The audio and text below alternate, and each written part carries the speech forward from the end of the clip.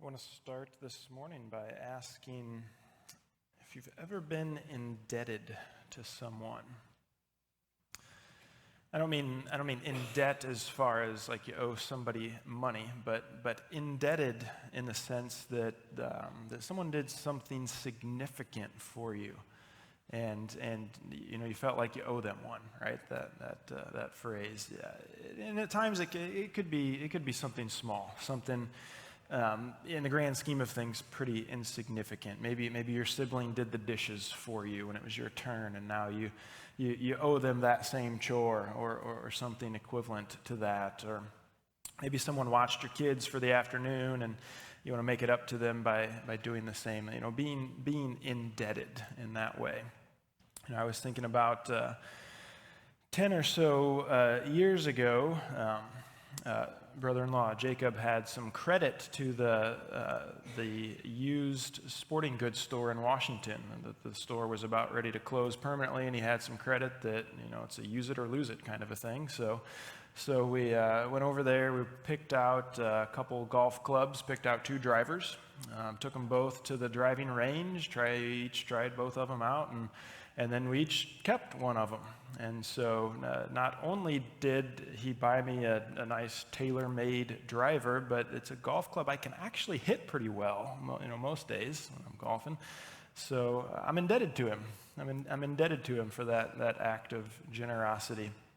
So, sometimes it's things that it's not a huge deal. Other times, the situation might be really significant. You might have been up against a deadline at work and had another person not helped you out, you might have been reprimanded or demoted or maybe even fired, without their help in that case.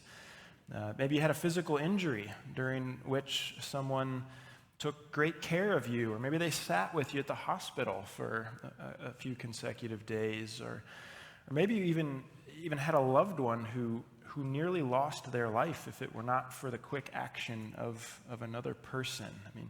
Really being indebted to someone in those circumstances, right? But I also want to ask that question from the other perspective. Have you ever done something for someone else which proved to be of great benefit to them? Right? Did you ever do something which the receiving person felt like they owed you one, and that they owed you big time? And if you've been in that situation, and if you had a good relationship with that person that you helped, what was your expectation regarding reciprocation? Did you expect them to try and make things even after you did what you did? Or did you tell them, don't worry about it. It's what family's for. It's what friends are for. When one person has greatly served another or greatly sacrificed for another, it can create what feels like an imbalance in a relationship and can really leave us feeling uncomfortable and uncertain, right? Whether you're on either side of that, it can kind of create that imbalance. And sometimes, due to the nature of the situation, it can be difficult to know how to move forward in that relationship. Perhaps the person who feels indebted makes things awkward by constantly trying to repay the kind act that was shown to them. Or perhaps the person to whom we are indebted expects us to make things even when we know we never could. Right? There can be all kinds of awkwardness and uncertainty there that comes from this feeling of imbalance. Well, we're going to look today at one such situation, and it's one that existed between God and his chosen people. So God entered into a covenant with his chosen people, and he did things for them, which when we look at it, we would say, that creates a bit of an imbalance, right? And he did have expectations regarding how his people would respond. But the true nature of God's expectations and his desires, what we're going to see, it was something different than what the people assumed that it would be. Okay, so we're still in the book of Micah, and I would encourage you to turn there with me. We're going to be looking this morning at the first part of the third message. We'll be looking at the first 8 verses of chapter 6 in Micah. It's on page 779 in the Pew Bibles, if you want to follow there. And as we read through the passage today, we ought to notice that the scene which unfolds is one that has many similarities to that of a courtroom. In fact, you can look at the sermon notes and you can see that the text can be divided up according to certain aspects of a courtroom trial. So the first verse in chapter 6, the first verse of this message from Micah, he's calling his people to come to him and to explain themselves. It's kind of like the summons. So look with me at verse 1, Micah 6, verse 1. It says, "Hear what the Lord says. Arise, plead your case before the mountains, and let the hills hear your voice." So this, as I said, this is the third message from Micah. It begins like the other two, this call to hear. And while the message that we studied last week was primarily directed at the leaders of God's people, this message and this call to come plead your case is given to all God's people. So it doesn't matter what status a person doesn't or doesn't have, this call is going out to everyone. And then after the people are summoned, those who will decide the case after hearing the evidence are called forth. So kind of like the seating of the jury. Look at verse 2. It says, "Hear, you mountains, the indictment of the Lord, and you enduring foundations of the earth. For the Lord has an indictment against his people, and he will contend with Israel." Now, if that seems like a strange jury, if it seems like the mountains and the earth, why are they called to hear both sides? It's not anything unique to Micah's message here. So some other places in the Bible, in Deuteronomy chapter 32, Moses was preparing to give this grand song of worship to God. It was a song which recalled in detail the works of God shown toward his people.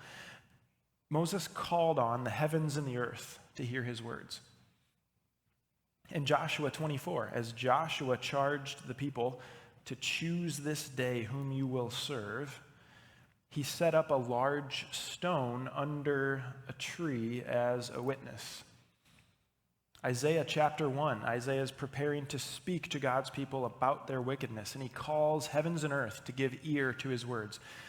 So it's not unique to Micah. The reason to call heaven and earth to be witnesses is because there's the understanding that exists longer than humans, longer than human generations. Right? When one generation passes away, the heavens and the earth are still present to bear witness.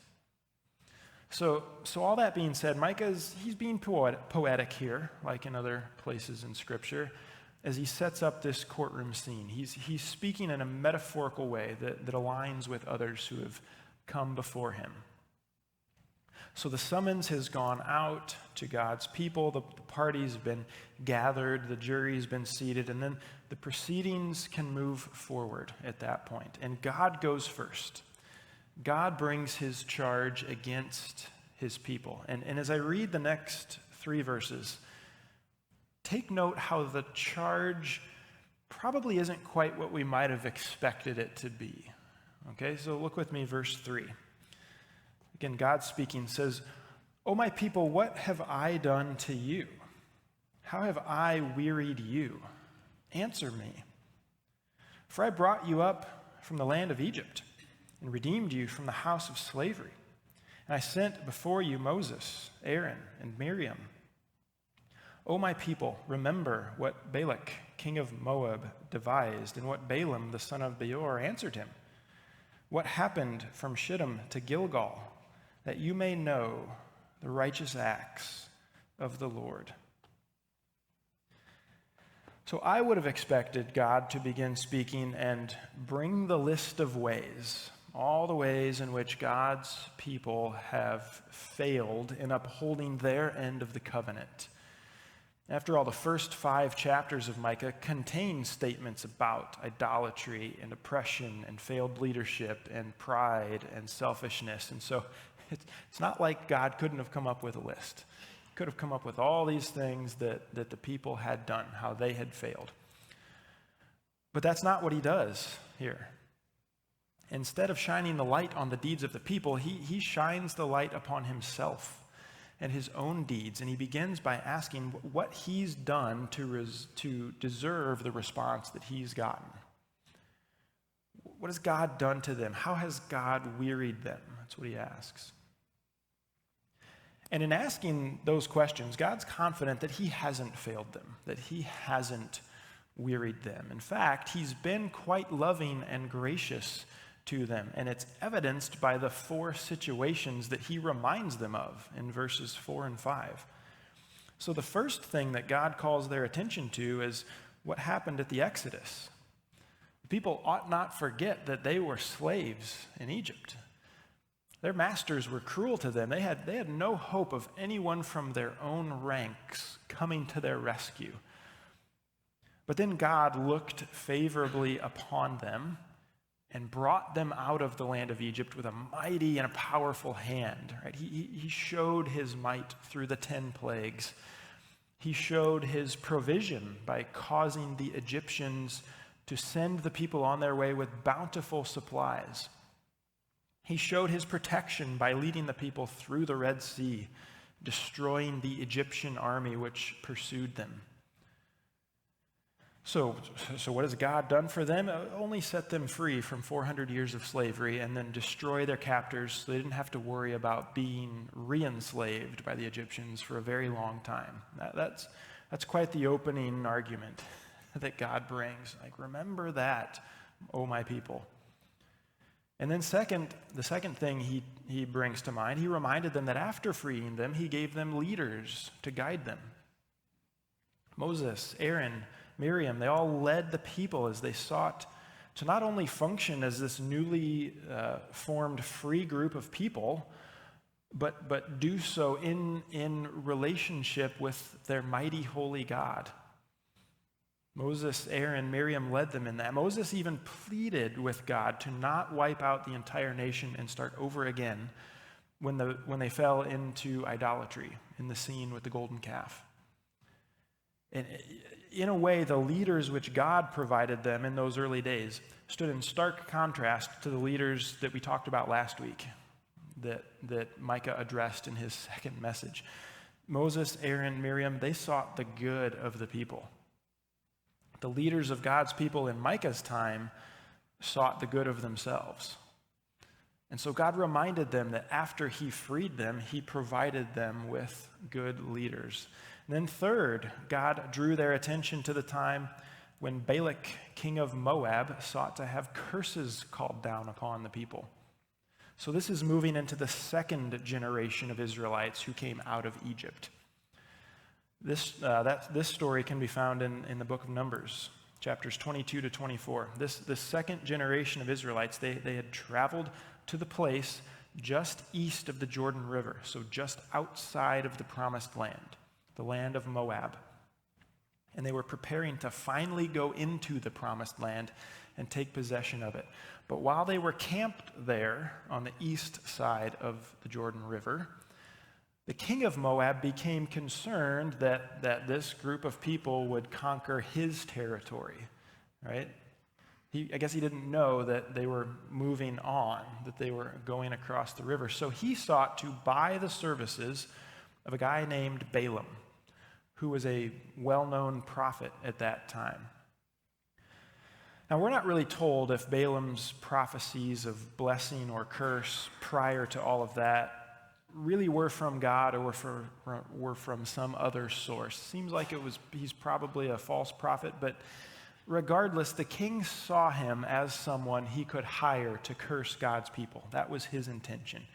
There's this group here, he's worried about them. I'm going to hire somebody to curse them so that it doesn't go well with them. So as Balaam traveled to meet with the king of Moab, the angel of the Lord spoke with Balaam and told Balaam, "You are only to say the words that I give to you." And what ended up happening then is that rather than curse God's people, like the king of Moab wanted, 4 different times Balaam spoke words of blessing over the Israelites. And those words were physically coming from Balaam's mouth, but God himself was the source of those words. And so God is calling the people to remember that. Remember the blessing that was spoken over them, that he gave to Balaam. And then finally in the courtroom scene, the 4th thing that God urges them to recall is what happened between Shittim and Gilgal. And so as the people camped on the east side of the Jordan in the land of Moab, the specific place where they dwelled, where they camped, was called Shittim, which sounds like a swear word, but in Hebrew it means acacia trees. It's the name of the place where they were camping. So at that point, the only thing that stood between them and the promised land was the Jordan River, which normally isn't such a big deal. The Jordan River is not this big, huge, it's not like the Illinois River here or the Mississippi River. The Jordan River is typically 3 feet to maybe 10 feet deep. Some of the widest parts, it's about 100 feet wide. But when they were there, camped there, prepared to go in, the river was at flood stage that time of year. So that's when this normally smaller river is quite large. And it wouldn't have just been an inconvenience. It most likely would have been dangerous to cross at that time. And so just as God brought the first generation of Israelites through the Red Sea by parting the water, he did so for the second generation, this time at the Jordan River when it was at flood stage. The waters stopped flowing and the entire nation was able to cross on dry ground. And once everyone had crossed, then the waters flowed again. And where do you think the people found themselves once they were on the west side of the Jordan River? They were at Gilgal. So when God says here in his testimony, remember what happened from Shittim to Gilgal, that's what happened. God miraculously stopped the river so that his people could safely cross on dry ground and enter the long promised land. So God reminds them of these 4 specific events, and then he concludes his charge at the end of verse 5 by stating that his acts are righteous. God had clearly provided for his people in major ways, time and time again. And if there was ever an I owe you one, this could be it, right? I mean, what God had done for his people, they were majorly indebted to God because of his beneficial actions toward them. And God's charge, he ends his charge at the end of verse 5, and then the people give their defense in verses 6 and 7. So look at their response to what God has brought to light. They say, "With what shall I come before the Lord and bow myself before God on high? Shall I come before him with burnt offerings, with calves a year old? Will the Lord be pleased with thousands of rams, with 10,000s of rivers of oil? Shall I give my firstborn for my transgression, the fruit of my body for the sin of my soul?" Now, one of the things that isn't always clear with written words is tone. You know, it's not too difficult to determine tone when we're having a conversation in person with someone, when we can hear voice inflections and see facial expressions and things like that. It's much more difficult when reading words. This is why we've all incorrectly interpreted at least one letter or one text message in our life. It's why emojis were developed, to try to give some added depth to emails and text messages. I mean, it's tough to determine tone from written words. Well, in these 2 verses, different Bible scholars interpret the tone differently. Some read this defense from the people and they hear a statement of pride. That's the tone that some Bible scholars would hear. Other Bible scholars would say, no, it's a statement of exhaustion. People are just throwing their hands up and just like, God, I mean, we can't do anything, right? Like there's just nothing we can do. Others would say, and I would lean more this way, that it's an attempt to capture the inadequacy that the people felt. I think the question that they ask in verse 6 is a genuine one. With what shall I come before the Lord? I mean, God, what do you want us to do? I think that's a genuine question that's being asked. They could not deny all the things which God had just highlighted regarding his goodness to them. He had blessed them in ways which were incredible, extremely loving. But in light of those actions, the people responded by wanting to know, in essence, what can we even do to even the score? God, you've done all this for us. What can we do to make it up to you? And they saw themselves as indebted to God in a major way. And they believed that to repay them, they needed to do something, and not just anything, but something big. And so they presented some ideas of what they might do, and each one gets more extravagant than the next. How can I repay you, God? A year-old calf is a burnt offering. Can I give you that? What about thousands of ram offerings, God? Can I give that to you? What about 10,000s of rivers of oil poured out for you, God? Can we repay you in that way? What about my firstborn sacrificed as a sin offering? Now God expressly prohibited the sacrificing of children, but it's mentioned here as an extreme way of trying to repay God for his goodness to them. God, should we go that far even to try and settle the score, offering our firstborn? The people feel an imbalance in the relationship between them and God, and they want to know what God requires from them in order to rebalance the scales, in order to make it up to him for what he's done for them. Do we ever feel that in our relationship with God? You and I ever look at what God has done for us, look at the sacrifice of Jesus on the cross, say, man, in him, we no longer face God's just judgment upon sin like we talked about a couple weeks ago. We don't have to face that because of Jesus. We're brought from death to life. We are adopted into his family. And man, we can feel indebted to Jesus, can't we? And I think we too can look for ways in which we seek to rebalance that relationship with God. God, you've done all this for me. I really ought to try and make it up to you. We want to know what God requires of us in light of everything that he's done. And so we might read God's words in the Bible and try as hard as we can to live obediently because it's the least that I can do. God, it's the least I can do. I mean, you died on the cross for me. I at least owe you my efforts to be kind or be generous or not lie. And maybe if I can live rightly enough, long enough, it'll start to rebalance it just a little bit. Maybe I won't get it all the way, I don't know, but we can start to make up that gap. And the Bible does give us direction on how to live as disciples of Jesus, but it's not about evening the score. It's not about living up to all that he has done for us. And I think the heartbreaking reality is that there are many Christians in our world, people who truly have accepted Jesus as their Lord and Savior, who feel like they owe it to God, and that drives how they live, that drives the decisions that they make. You and I are never going to even the score with God. We will never even the score. Our deeds will never bring the scales back into balance.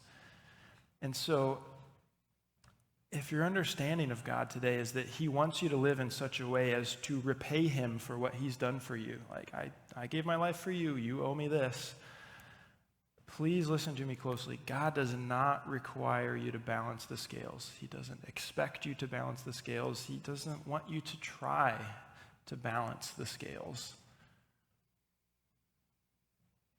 So what does he require? What does he require of us? And I think Micah would say, glad you asked. Glad you asked. The verdict is given in verse 8. Look at Micah 6:8, easily the most well-known verse in the book of Micah. He's told you, O man, what is good. And what does the Lord require of you? But to do justice and to love kindness and to walk humbly with your God. What God desires from us, what he longs for, is relationship. He deeply desires that we would love him in response to the incredible grace and mercy that he has shown in our lives. And that middle phrase there in the last part, do justice, love kindness, that love kindness, it jumped out at me in a way that it never has before as I was preparing for today's sermon. Other translations would say, be faithful. NIV, the translation I learned it in, love mercy, love faithfulness. Those are all translations. The Hebrew words there's two of them. The Hebrew words are ahava hesed. Ahava hesed. So ahava speaks of an intense desire for someone or something. So when we say today, I love you, Mom, that's ahava. Our mothers stir up that intense feeling, that desire within us. We love them. That's ahava. Hesed, the second word, it is a powerful word that is most often translated in a way that it describes God himself. It describes God himself. It's usually translated as steadfast love. Hesed, steadfast love. So when you read through Psalms, for example, God's steadfast love, his hesed, is what's quite often in focus.